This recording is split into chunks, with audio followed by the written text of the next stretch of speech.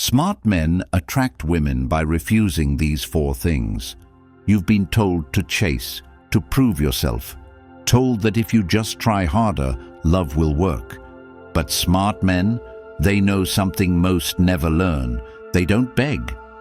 They don't adjust themselves to fit into a story they didn't write.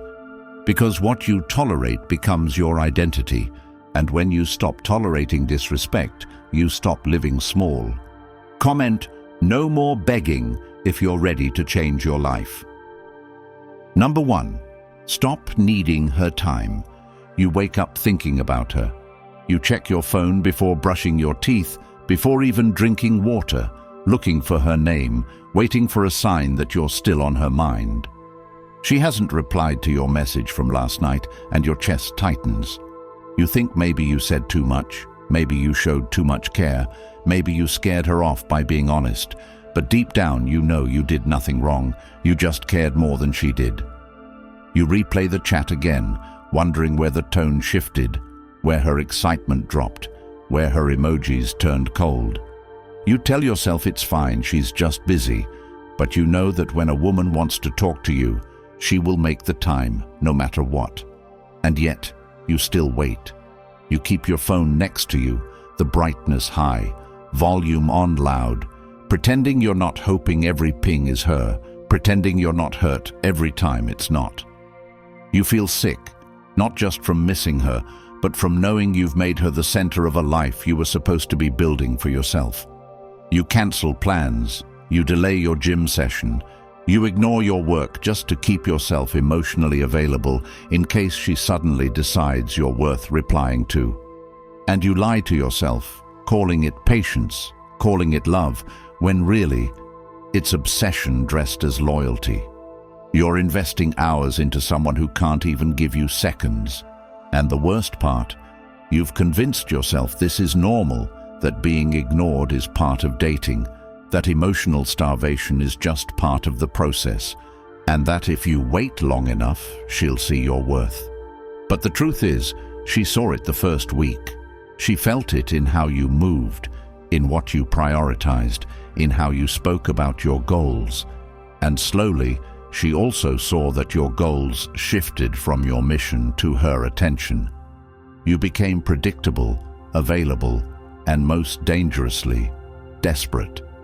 She doesn't lose attraction because you're a bad guy. She loses it because she can sense that you've made her the sun in a sky that used to be yours. You used to wake up and chase the vision. Now you wake up and chase her text. You used to go to bed excited for what you were building.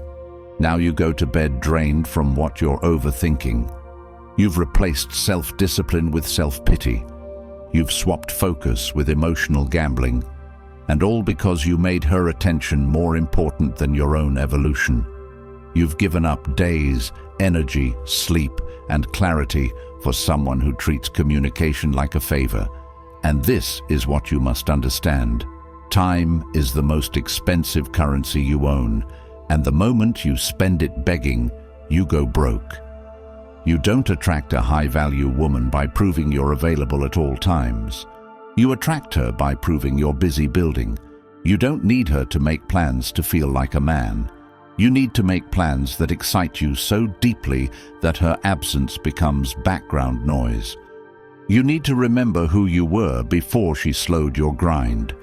Not the version that waits, not the version that apologizes for showing interest, but the version who walked with purpose, not fear. That man who didn't chase because he was too focused to notice she pulled away. You win this game not by texting her the perfect sentence, but by becoming so invested in your growth that she has no choice but to notice. When your silence becomes more powerful than your messages, she will feel it. But this isn't about her. This is about you reclaiming your focus, your schedule, your routine. You train your mind to detach by rewarding yourself every time you resist the urge to reach out. You fill the time you used to wait with weights, books, cold showers, networking, creativity.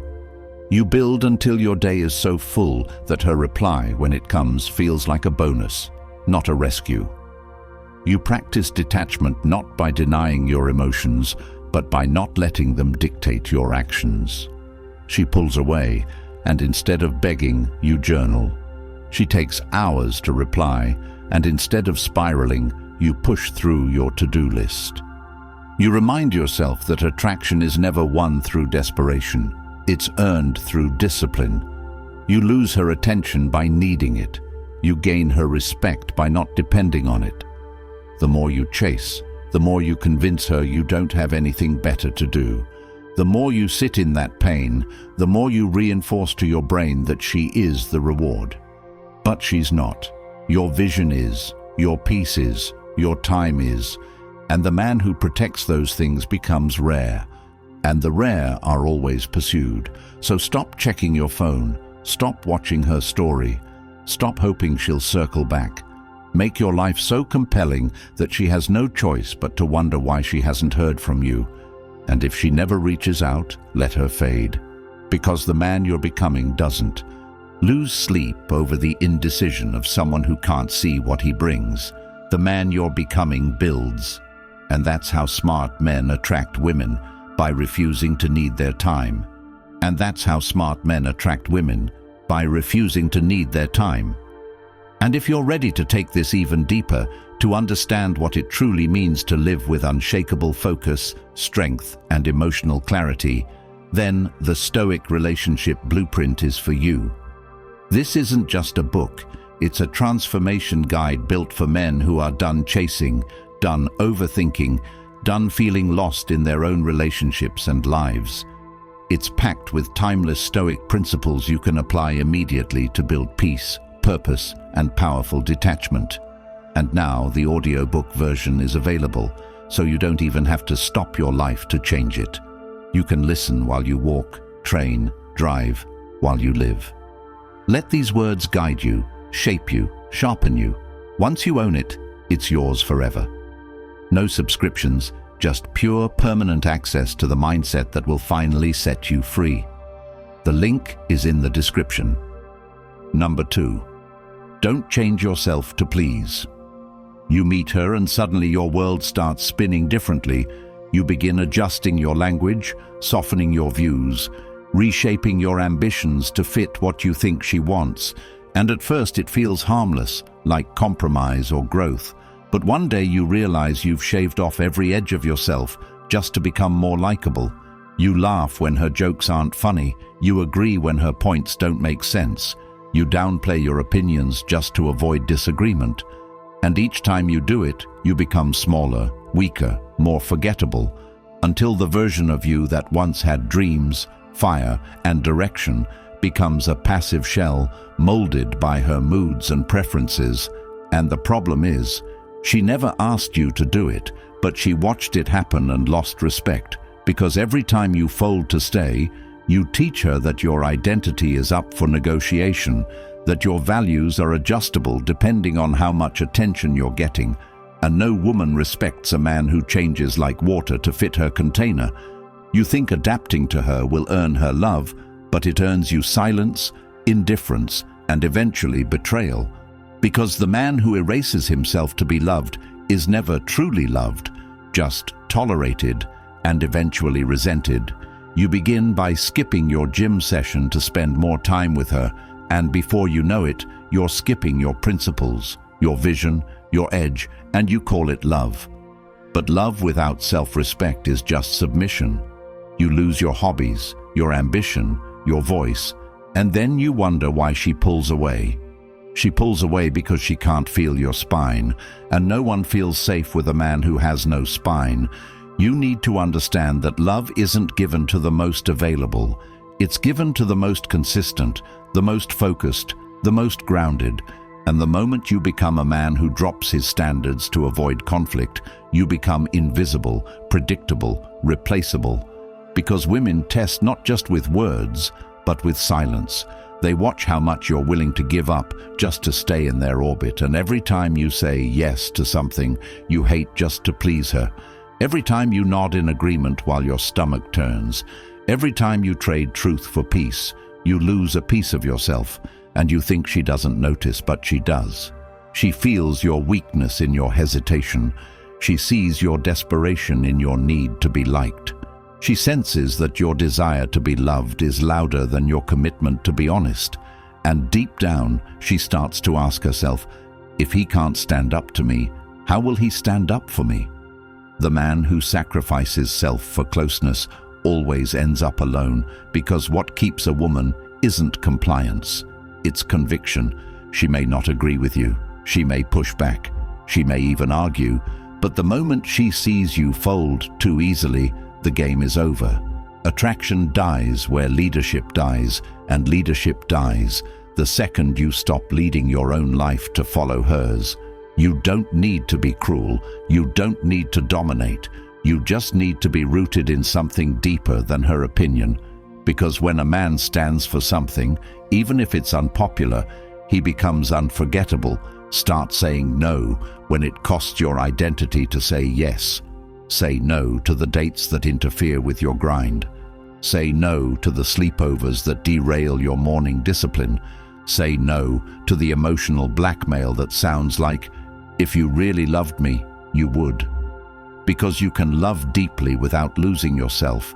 And if you lose yourself, it's not love. It's self-abandonment, and that's never sustainable. You need to remember who you were before she made you question yourself. That man who had clarity, who had goals not centered around her mood, who didn't hesitate to walk away when a line was crossed. And you need to rebuild him, not by being aggressive, but by being immovable. You need to stop apologizing for having boundaries. Stop seeking approval with every gesture. Stop molding your life around her validation. Because if she's testing you, it's not because she wants to control you. It's because she wants to feel your stability. And she can't feel that when your words change with every breath she takes. Start here. Write down your values, your non-negotiables, the habits you refuse to break, the mission you refuse to pause, and then live them with precision every day without exception. Whether she's watching or not, because when she sees that you don't flinch, that you don't explain every decision, that you lead yourself without needing her to follow, that's when she starts leaning in. That's when attraction turns into devotion. And if she can't handle that version of you, let her go. Because the man who knows where he's going never begs anyone to come along. He walks, and those meant for him will run to catch up.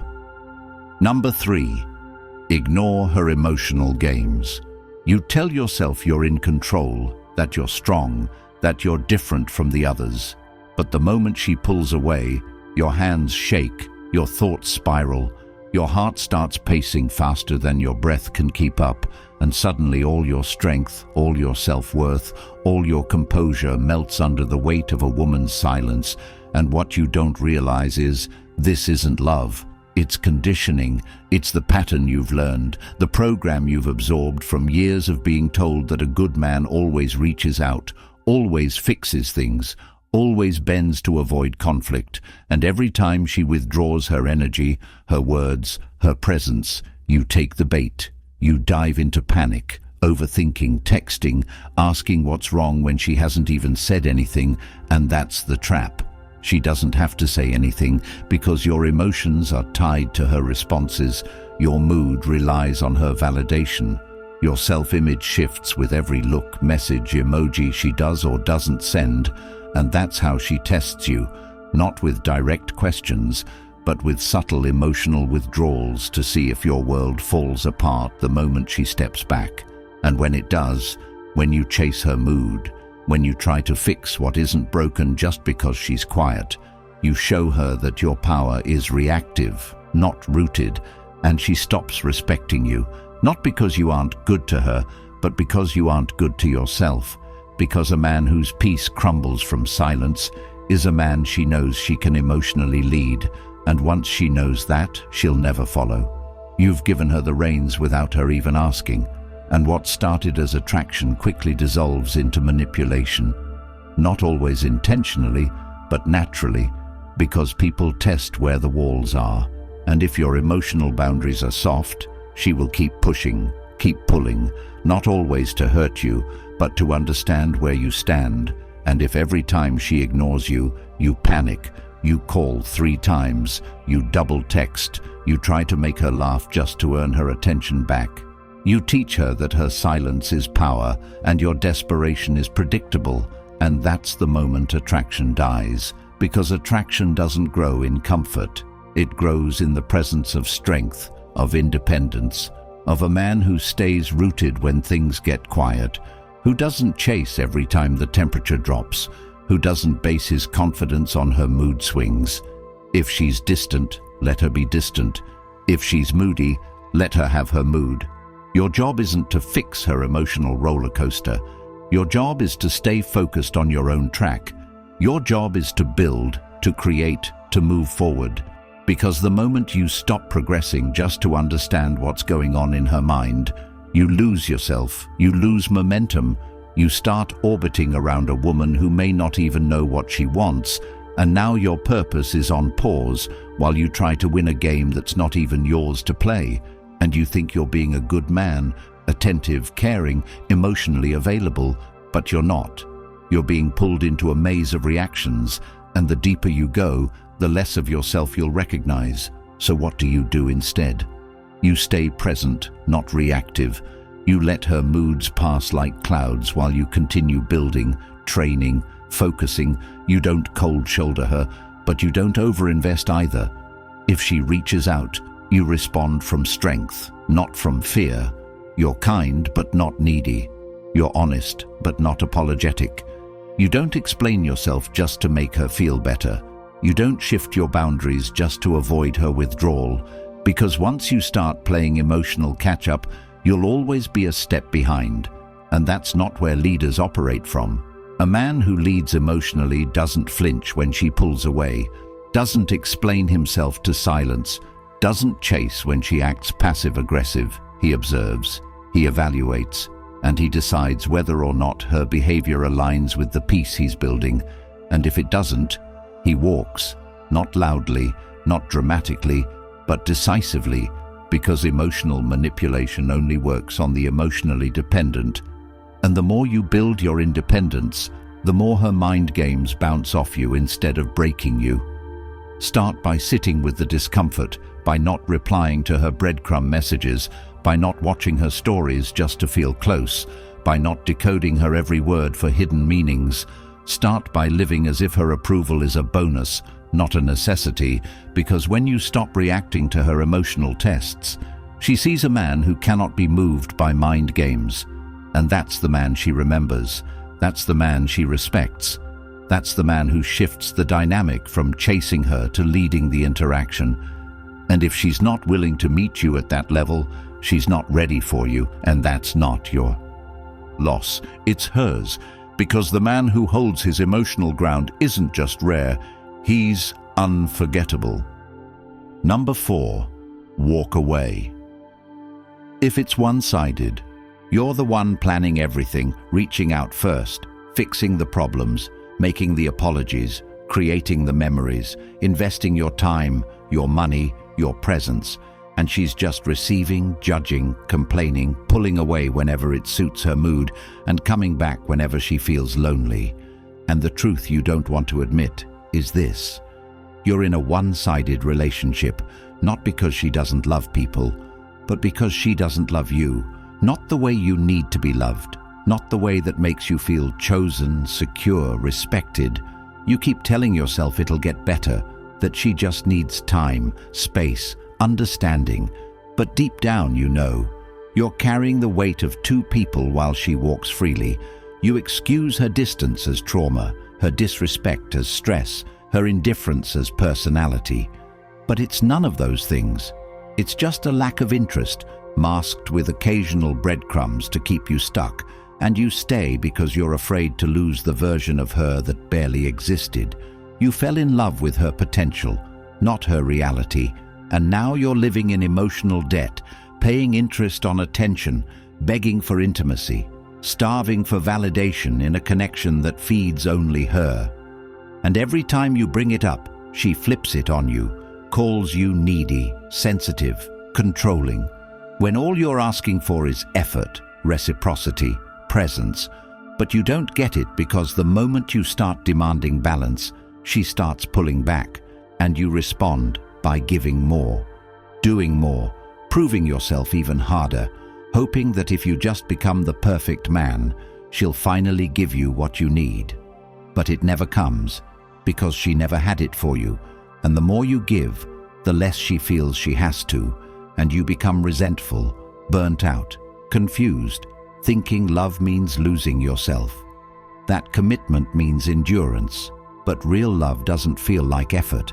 It feels like peace, and when you have to constantly fight to matter, you're not loved, you're used, and she'll keep using you as long as you don't draw the line, as long as you're willing to shrink to stay. She'll keep taking, and you'll keep fading, until one day she finds someone new, and you're left broken, empty, wondering why being good wasn't enough. But the truth is, being good to the wrong person never saves anything. It just delays your healing. And if you had walked away the first time she made you feel like an option, you wouldn't be here now, trapped in a cycle of silence, confusion, and desperation. You need to understand that your silence is your consent, your tolerance is permission, and your fear of walking away is the chain that keeps you enslaved to someone who benefits from your pain. You think walking away means giving up, but staying is the real surrender, because every time you stay after being disrespected, you train yourself to believe that you deserve less, and the longer you stay, the harder it is to leave, not because of love, but because of habit. You're not addicted to her. You're addicted to the hope that one day she'll treat you the way you treat her, but that day won't come because she doesn't have to change. She already gets everything without effort, and that's your doing. And the solution isn't more patience, more compassion, more late-night talks about how you feel. It's silence, distance, clarity. It's leaving without speeches, without warnings, just walking away because your peace has become more important than your need for her presence. And yes, it'll hurt. Yes, it'll feel like you're giving up on something beautiful. But pain isn't always a sign to stay. It's often a signal to leave. And once you leave, really leave, not physically, but mentally, emotionally, spiritually, you'll start to see the truth.